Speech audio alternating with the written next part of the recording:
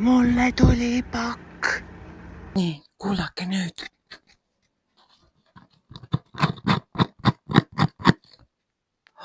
Piip. Mis siin on? Piip, piip, piip, piip, piip. Vaatame, milline pisike siit välja tuleb siis. Tellisin selle endale Fotoakadeemiast. Aga ma pidin teda nii kaua ootama, sest et toodet ei olnud laos ja siis ma mõtlesin, et see on universumi märguanne mulle, et sul ei ole seda vaja. Aga minu peakene ütles, ma tahan seda.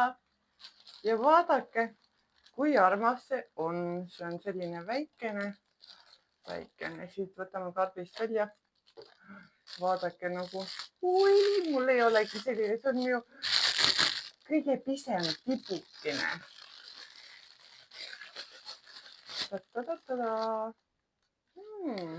Näete, vot selline väike beebi. Võiks siis seda kohe kaamera ette ka. Vaadake, kui nunnu see on ja see on nii kerge.